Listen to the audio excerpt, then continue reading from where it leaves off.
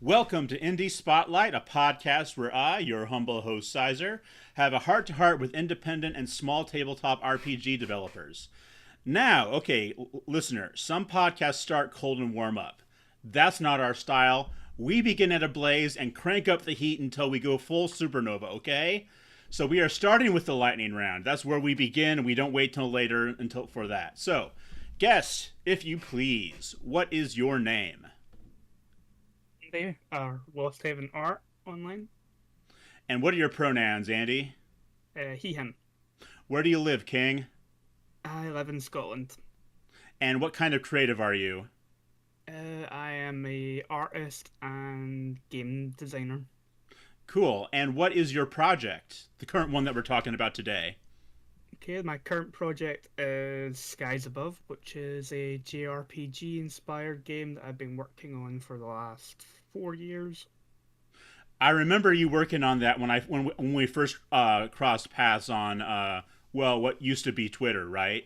Yep. And then you kind of shelved it for a while for another project, came back to it, which I was very excited about because I'm a big JRPG guy, you know. So I'm happy that it's finally come to fruition.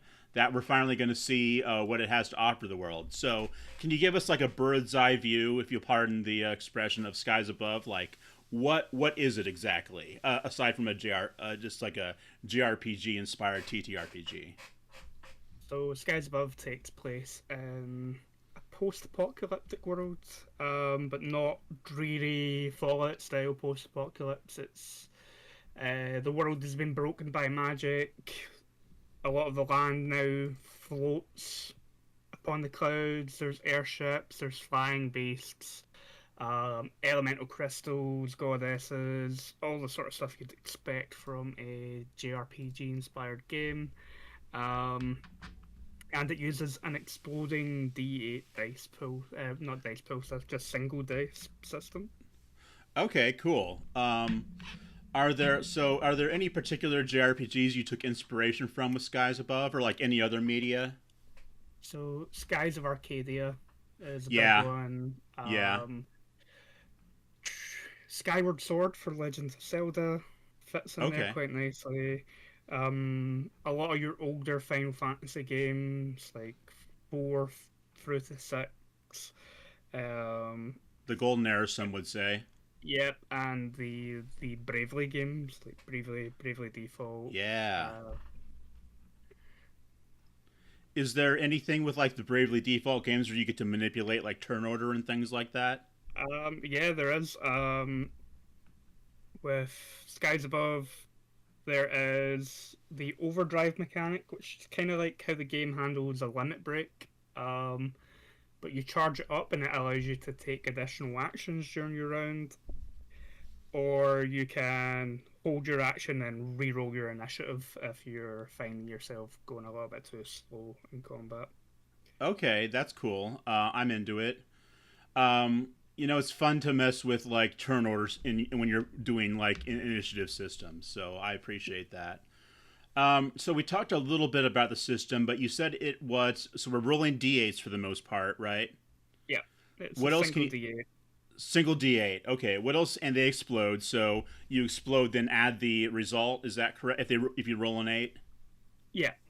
So if you everything's kind of calculated by adding two of your characters' attributes together, plus Okay. some modifiers here and there, and then you roll a d8, aiming for a target number. If you roll an 8, then you roll it again and add that result, and it can keep exploding. So if you keep rolling 8s, um, you'll obviously get a higher number. For every 8 that you get over the target number you're looking for, you get a critical success. So in combat, Ooh. that's easy, that's more damage, that's Yeah. generating more overdrive. That could be triggering special effects from weapons or spells. Out of combat, it'd be like being able to craft things more efficiently, improve the quality of them, or get more information from like knowledge checks and all that sort of stuff. Yeah. Very cool. So if I'm understanding this correctly, you could get like double and triple criticals and things like Yeah, that yeah, if yeah, you keep on rolling eights. yeah. If you keep rolling eights, Yeah. um, And I mean, on a D8, that's not out of the realm of possibility Yeah, either. it's not too bad. Yeah. Yeah, cool. I'm into that. I like exploding dice systems. Or just I yeah, it's very cool. So here's a question I had. So do you use like a map for combat, or put it another way, is it more like Final Fantasy VI or Final Fantasy Tactics as far as mapping goes? More like six. It is row based. You have your front and back row. They give you slight benefits usually when it comes to damage. Certain items ignore the row system, like range weapons don't really matter if you're in the front or back. Um, Certain job classes can also use abilities that allow them to bypass the damage negation from characters being in the back row and stuff like that. Cool. All right. I kind of like that.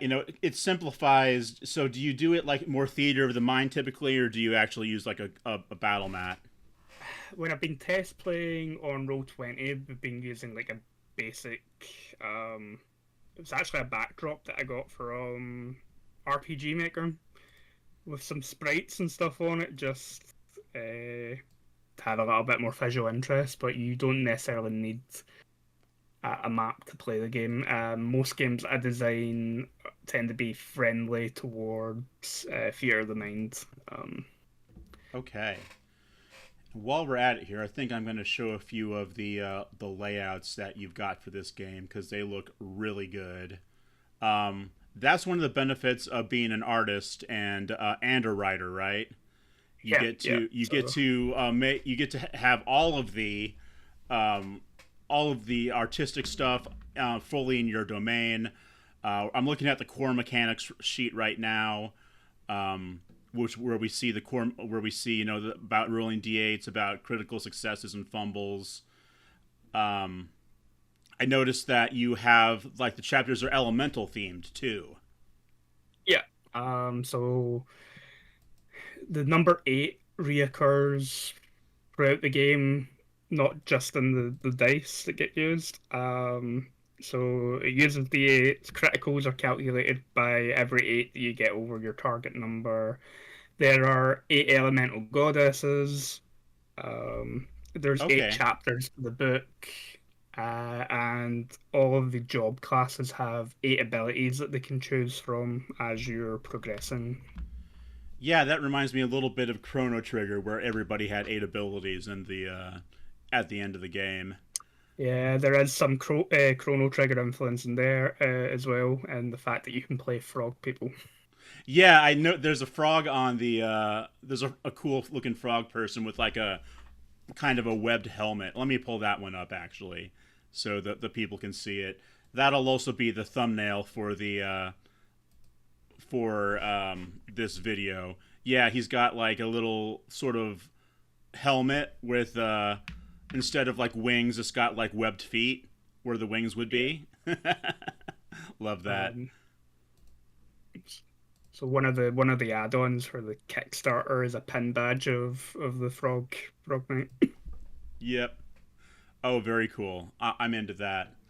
Let's see what else have I got for you here. So what have you? Okay, so we talked a little bit about what player options, but how many? What have you got as far as like playable species and classes? Okay, so there are 12 classes. Uh, you'll be familiar with pretty much all of them if you've played a Final Fantasy game that has jobs in it. You've got things like your dark and light mages, your dragoon, warrior, faith, paladin. Um, the two that have unusual names but will immediately become familiar to you once you start explaining to them are the biomancer and the invoker. So the Biomancer, they learn spells through studying monsters, so very much blue mages, Yep. Final Fantasy style games. And the Invoker is just another name for a summoner. So they have a familiar, but they can also summon what are called arias in Skies Above, which are your big. They appear for a single turn. They do a massive ton of damage or massive chunk of healing or give everybody a buff or debuff. Elemental spirit. So like class wise, you've got everything you kind of expect there from Final Fantasy games, at least. Yeah, and Species, ancestries. In the game, they're called Skyfolk. There are nine to choose from. Um, some of them are kind of standard fare. You've got the Diona, which is like your human style race. They're actually more like Hellions from Legend of Zelda. They've got pointy ears. They have brightly colored hair. mm, They're the most commonly found skyfolk in the game, but they are also the cause for the breaking of the world. Um, okay. you have bird people called Koros, frog people, the Frika. You have the Pagona, which are lizard men, and Carbunk, which are kind of little bat people with rocks and stuff that grow out of their skin that live underground. And then you have the beast folk, which are the Inohito, which are dog people, Usagi Hito, which are rabbit folk, and Ushihito, which are like cattle folk, like big bull and cow people. Cool. I really like that. You know, you've got your a lot of different species or ancestries from because I think it's my theory that people kind of like to play animal folk, and you've got a Yeah, lot of yeah, that going on. It's easy to come up with a personality based on some aspect of these well-known animals, and I'm looking right now at one of the cow people on the character sheet where you've got the hunter, and he's just sitting on like a cow motorcycle. Motorcycle that has like cow horns on the front of it, so that's fun. yeah. Yeah, so that's the character creation spread that I sent you. So one half is the sort of end part of the engineer Yeah, job class, and then yeah, the hunter's next. So he's the engineer. Um, and yeah, he has like a big rifle and has a motorcycle with bull horns and engineers in the game. Flavor yeah, wise, consider to start with like a small Magitech vehicle that they can ride on or ride in. yeah, It gives them some extra armor to start with, and it sort of flavors all of their abilities. Like they have like magic energy shields or Gatling guns or grenade launchers and stuff like that for their ability names. fantastic. Yeah, and I assume that given like Final Fantasy especially has a lot of settings where there's a mix between the um, technology and magic, right? Yeah, That's true in Final Fantasy 6 and 7. Not as quite as true in some of the earlier ones, but yeah, it's kind of fun to see that dichotomy, yeah. So and like you have always had some elements of it in even in older Final Fantasy games with like airships and stuff. But yeah, six is when your sort of walkers and drones and all everything gets a little bit more technologically advanced. yeah. Okay, so here's my big question. Well, maybe not the biggest question, but here's one of my questions. Given that it's inspired by JRPGs, is there a leveling system, and can I go from level 1 to 99? Uh, there is a leveling system. I have not numbered it up to Okay. 99. It goes up to 20 at the minute. Well, that's Maybe probably more adjusted reasonable it. for a Yeah. TTRPG. Seems a little bit more condensed. Yeah. I'm just teasing you. I don't know of any. There probably is one, but I don't know of any TTRPG that goes from level 1 to 90. Well, Yeah. D&D Third Edition might have done in the Epic Leveling Handbook, but No, the Epic Leveling Handbook only goes to level 40 for first is edition. is that right? Okay, Yep. okay. Yep. Wow, that's just a lot of levels. Yeah. Yeah, it's a Yeah. lot of levels. Or you could get into like Disgaea leveling, where you can level up to like million, like thousands or millions of levels. But let's just not even go there. Yeah, that's a bit far. Yeah. Okay. And do you do milestones or XP for your game? Uh, there's options for both in the game. Okay. So there's a chapter Chronicles which details rewarding players, and it talks about experience and all the different things that characters can gain experience for, but it also then has a section that talks about milestone leveling, where instead of tracking XP, you can just set certain story points for your party to level up. Very cool. All right. And all right. So we talked about a lot about player options and kind of how it works for players. How about for GMs or game masters? First of all, do you give your game master like any kind of different title, or is it GM? So the title for the GM in Skies Above is Chronicler. Okay. Hence the They're sort of Chronicles pages guiding. that I'm looking at Yeah, right now. yeah. Yeah. And the Chronicles section is essentially your GM portion of the book. Um, Okay. it covers things from rewarding players to travel and journeys and random encounters and all that sort of stuff. Ah, so there Um, are random encounters. you can use random encounters if you want to push your players to the limit. Yep. Um, Yep. Okay, and yeah, I mean that would be like a standard of JRPGs, of course. Not so it's good that you have the option for it in there. yeah, the So options there. Personally, I don't use random encounters, but yeah, that's it fair. felt wrong to miss it out considering the source material. Yeah. Okay, so another thing about GMs, did you dare give them the tools to make their very own Sephiroth or like Kefka? Not quite. So there's a bestiary chapter for the game.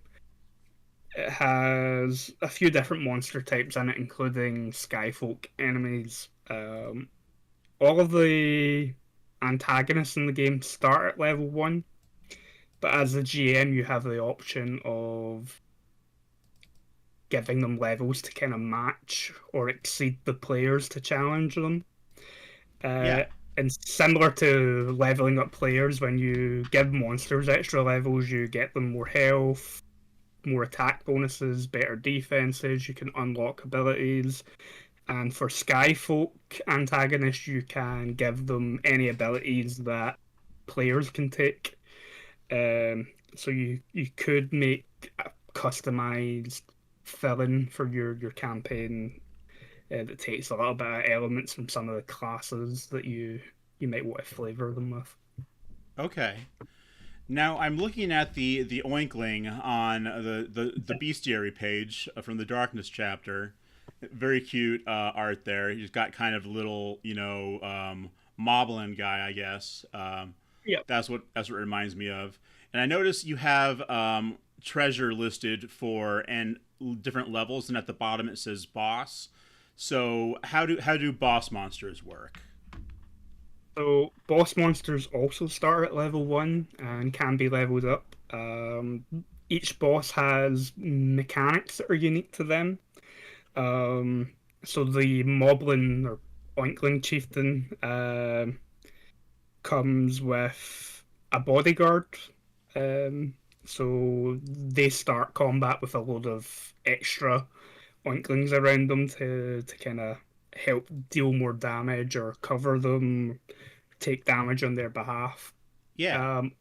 Other bosses, like there are automatons, which are ancient Magitech enemies. Uh, Gargants, which are boss automatons, have additional power cores, which give them more damage and more armor. But if you destroy the extra power cores, then it weakens the overall uh, opponent, like monster.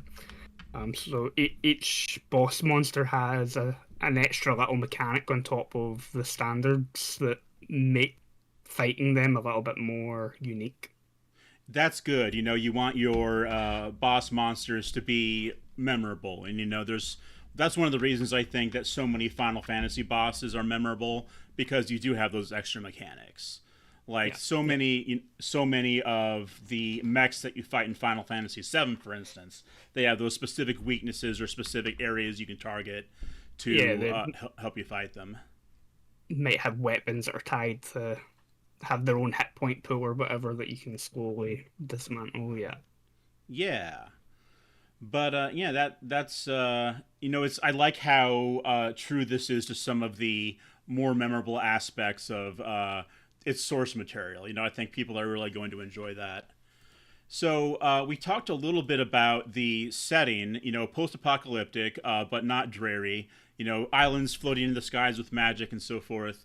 What else can you tell us about the setting, or would you like to reveal to people at this time?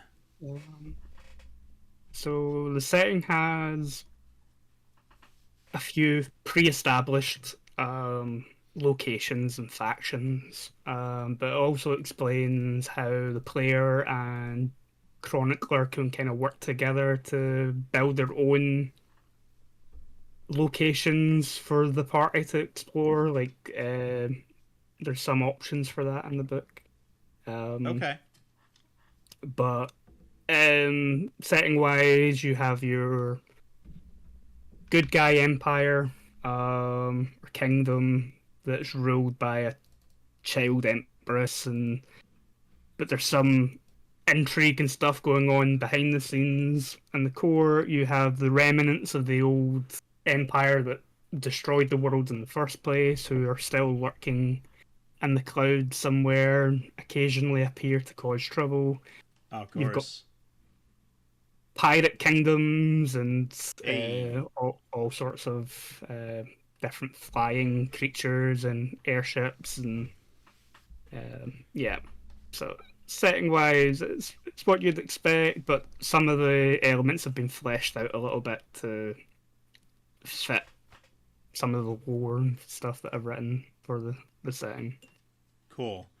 And as as a fellow airship enjoyer, do you have a recommendation for when parties should get an airship? I mean, you got flying islands, so you probably can't wait too long, right? Yeah, so there's in the equipment section there are prices and stuff for booking passage on an airship. The Chronicles section will look at giving the party an airship and some optional rules for how they might customize the airship. It'd be things like having a place to cook decent meals or better beds so they can benefit from it in the same way that they would if the rest of it and in that sort of stuff. Oh, cool. So they're upgradable, is kind of what I'm Yeah, hearing there. Yeah, yeah. nice. Okay. Yeah, airships. Real ones will know, is what all I can say there. Okay. Is there anything we haven't talked about yet with Skies Above you'd like us to know about the game?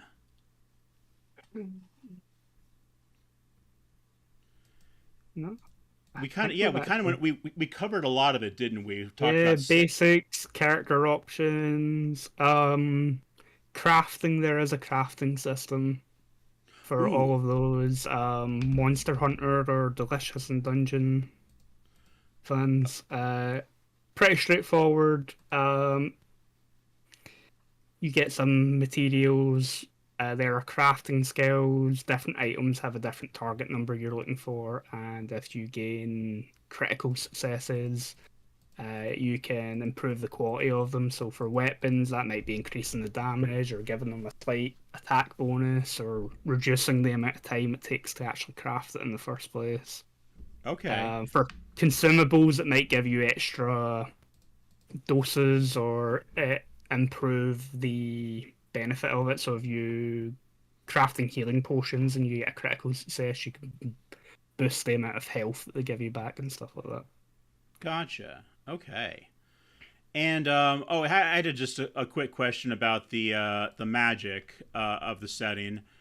Do you are we going to see some familiar things for those of us that like Final Fantasy Black Mages and things like that?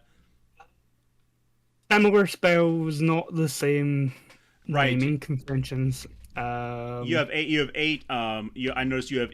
You said you had eight elements instead of just like the three or four that you often see in Final yeah, so Fantasy. there's fire, water, wind, and earth, like the four standards. There's ice and lightning, and then there's dark and light. Um, Okay, cool. And I see the dark and light magic, some of the dark and light magic spells here on the spread that you sent. So that looks cool. yeah. So there's a naming convention for dark and light spells where your basic spells, your apprentice level spells, um, only have a single word. So like fire or ice or whatever, heal, cure, that sort of thing. But your journeyman spells, like the mid tier, have two word names, and then your mastery Okay, spells have three word names and tend to have one of the names of the goddesses in the spell name gotcha. as well. Yeah, I see those journeymen and yeah, like Athene's fiery is Athene? Is it Athene? Yeah, Athene is the goddess of fire. Yeah, Yeah, Athene's fiery gaze. So we got fire, we got Magna Burst, and then Athene's fiery gaze under dark magic. So yeah. that gives So us a that's your good yeah. idea of that.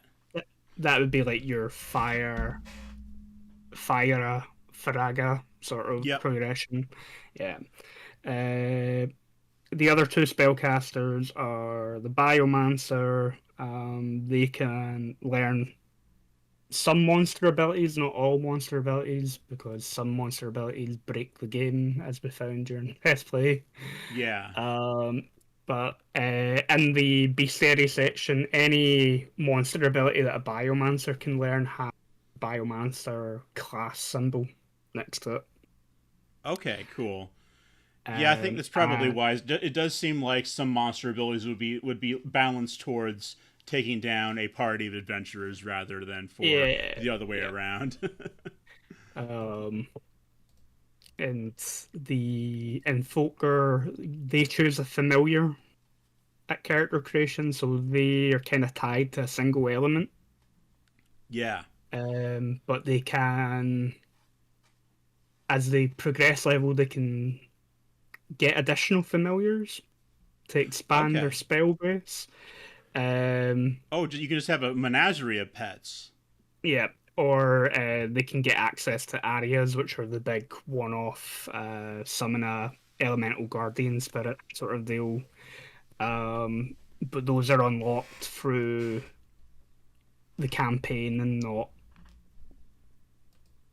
you can't just like pick an area up from leveling. Like the GM would have that have to be part of the story that you're playing.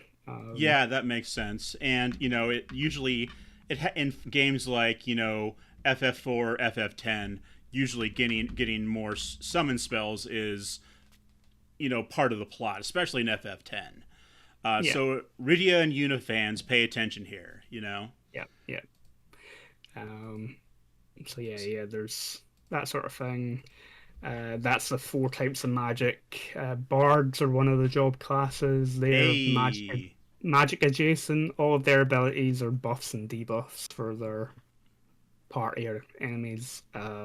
cool. And they've all got names like thrash metal or pop rock Ah, and stuff nice. like that. So soothing classical is their sleep ability and things like that. Cool. Yeah, that I like that. Just yeah.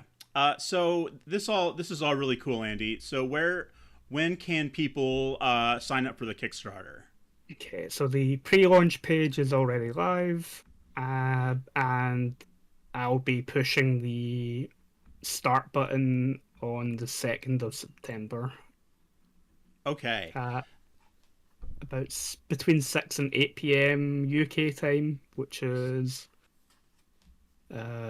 12 or between 12 and 2 Central Standard Time if you're in the States. Cool. Looking forward to it. And we'll definitely be having a link to that in the show notes. So check that out, folks. But Andy, this is not your first TTRPG project. No, this is game number 5 for me. Gotcha. um, What else have you made? I mean, I know of one in particular, but tell us what else you've got going on. so my first game is was a small Caltrop core-based game called Irizumi, Okay. where you play as Yakuza, and character progression is done through getting more tattoos. Ah, nice. Then my second game, which was my first Kickstarter, is Abaddon the 13 Seals, And this is which the is a one that I, dark. yeah, Yeah. this is the one I was aware of. Um, it's a dark fantasy game. It uses playing cards instead of dice. It's inspired by Diablo, Darkest Dungeon, Souls games a little bit. Um, but So, it was nominated for a Best Indie Game award in 2024, um, which kind of took me off guard. Um, yeah, I mean, it's got a unique idea, especially with for a TTRPG. I mean, it's not the only TTRPG that uses cards, but to use yeah, exclusively cards and cards all drawn by you. Let us not forget. yeah, I did a custom playing card set to go with the game, which has like a really nice shiny gilt red edge to it, and it's like black with red and green artwork, and um, yeah, it's just kind of tied to the overall look of the game as a whole. But you can play with any deck of playing cards. Um, Part of that was for accessibility. Like cards are really cheap and easy to pick up. You can find them most places. And that was kind of what inspired me to make a card-based game in the first place. Um, Cool. Well, my third, oh, no, go ahead.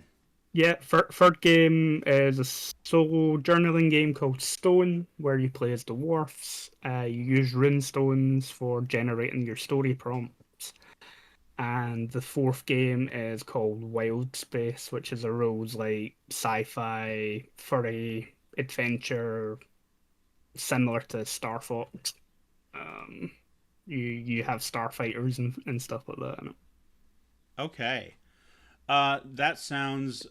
All those sound interesting, and I do like the idea. I'm a big Star Fox fan too, so that sounds fun. So where can people find your previous work? We'll link to that, of course, too.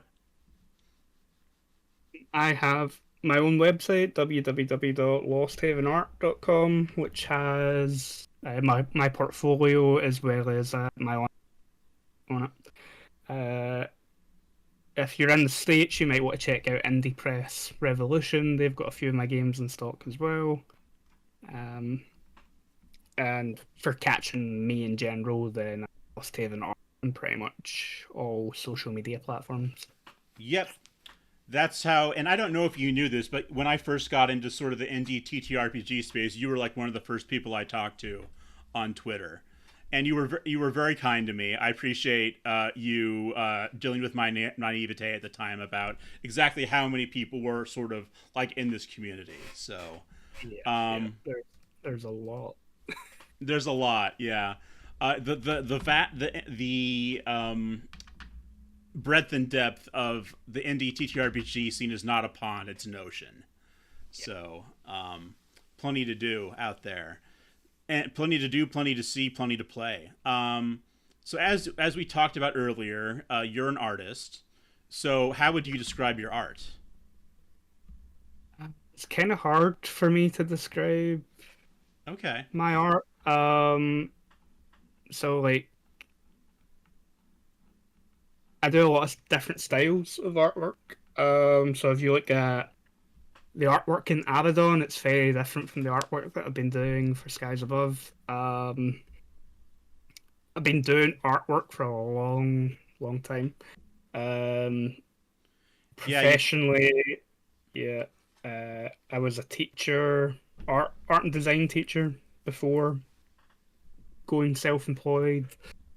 Um, I've worked in a number of different like community art projects where I've been working with kids doing comics and um, that sort of stuff. And over the years, I've kind of adapted to picking up uh, multiple art styles.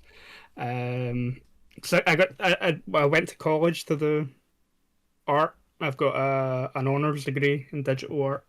Oh, cool. But like, my lecturer, one of my lecturers always used to say that if you were to work in animation or the game industry or whatever, unless you're the senior artist on a project, um, you're probably not going to get to work in your style. You'd probably have to Right. learn to adapt to whatever your team were doing. And so I kind of went out my way to just sort of not stick to a single art style when I was doing stuff and just kind of go with whatever the vibe was for whatever I was working on at the time. Absolutely, and I like that attitude. And I think a lot of indie TTRPGs designers are kind of like, rugged individualists, if you will. We like to do things the way we like to do them. So I definitely can appreciate that. Um, Yeah, so how is it being both the writer and the artist for your TTRPG projects? it's a lot. Um, so smaller projects, I tend to fully write and fully do the art for. Um, and most of my smaller games are like between 40 and 100 pages. For Abaddon, I ended up getting another artist to work with me, someone that I knew could kind of match the style that I was working in. Um, Okay. and then also reached out to a few other writers in the community to mostly do like fluff type material, like some background stuff or descriptions of monsters and that sort of stuff, so I could focus more of my writing time on the mechanical side of stuff as Yep. well as doing the art. Skies Above so far has been entirely me doing the writing and work, and the Oh, game is wow. almost the same size as Abaddon. But I've taken a lot. I've taken my time with it. I've been working on it on and off over 4 years. So even when I've been working on other projects, I've been going back and doing stuff with Skies at the same time. Yeah. Um, so I've not felt it as much because I've spread it out over a longer period of time. But as it gets closer to the Kickstarter, I have started reaching out to one or two artists and a few writers to maybe do some adventures as stretch goals for the campaign. Yeah. Um, just to kind of add to it, but also lift a little bit of the weight off of me. Right on. It's I envy your ability to do your own art for your projects, so I can understand how that's like that also increases your workload, right? Yeah, So yeah. It's a trade-off between saving money, but also uh, I end up spending a lot of time yeah, on my projects. cool. Um, So, but you do some freelance work too, isn't that right? yeah, I do freelance work for other people's game projects and like private commissions for people's characters for their D&D games and stuff like that as well. Cool. Folks, if you have liked what you've seen from Andy from Skies Above today, you should, and you would like to commission him. You check in on your social media, right? You usually post if you have commission slots Yeah, open. yeah, yeah. Okay. Usually post with a price list for commission slots when I've got free time for commissions. Yeah. And dear viewer, I'm just going to say this: I'm not just a spokesperson; I'm also a customer. Says Andy has created the logo for my game, Skies of Fortune, and also several different flags that we're going to use for countries in the game world. So Yeah, I can tell you this: he's very easy to work with, and has got the skills to pay the bills. So, and I'll be coming back to you at some point here, Andy, for one thing or another. I'm sure about that. So, um, looking forward to working with you again. yeah. Um, so let's see. We covered Skies Above. We covered Abaddon. What else? What's a fun fact about you that you think the viewer ought to know? Oh, I don't even know. What's your favorite JRPG? Favorite JRPG is Grandia. Oh yeah, Grandia. I love Grandia. You Uh, know, like it was the first one I completed back in the PS1 era. And I went to the video store and rented that game out every weekend for about 2 or 3 months to complete it. and you probably spent about as much as the game itself cost. And Yeah, probably spent as much on it as it would have cost to buy it outright. yeah, Um, but yeah, Grandia is definitely because it was my first JRP. It kind of stuck with me. And then I went and tried games like Final Fantasy and stuff like that from there. yeah. Um, And but yeah, Grandia, you can still there's a remaster you can get on like current generation and PC, I believe. yeah, I've got the HD remaster for Grandia 1 and 2 on Steam. I recently replayed Grandia a few months ago when I started getting back into. It was probably towards the end of last year when I started really getting back into writing Skies. I went and replayed a few classic JRPGs, Final Fantasy IV, Grandia, and Skies of Arcadia. Yeah. So you must still do you still have a GameCube you can play or a Dreamcast you can play that on? I picked up a Retroid Pocket 5, which is a handheld emulation Okay, device, cool. which can play up to PS2 games, so it can handle GameCube and stuff like that as well. Gotcha. So I'll say this about Grandia, right? If you're looking for an edgy TTR or an edgy JRPG, not it. Okay, it's Yeah, very no. it's very light and fluffy, very sort of cartoony in its presentation, and very kind of hopeful and optimistic in its messaging. Yeah, your party So members are all teenagers or younger, and yeah, they've got this very bright and hopeful outlook on the world. And yeah, yeah. not an edgy JRPG. So So SMT fans beware, right? yeah, yeah, Yep. All right. But still a beloved classic for a reason. Of course, we both have games that are inspired by Skies of Arcadia. yeah, So that one is a little harder to find just because it was only on Dreamcast and GameCube. yeah. I But think it's probably an indication of how good Skies of Arcadia is, yeah, though, that it was on limited consoles, but a lot of people kind of rank it up there in terms of JRPGs, and it inspires a lot of different people for different projects, whether it's games or anime, manga, um, like loads of different stuff. It's had a massive impact despite its limited reach. yeah, folks. If you can play Skies of Arcadia, I think we would both highly recommend it. Um, it is like the original Sky Pirate RPG, really, when it comes down Yeah, to it. yeah, Um, and you explore the world, the entire world, including places no one's been before, when you're yeah. or haven't hasn't been for a long, long time, we should say, in that game.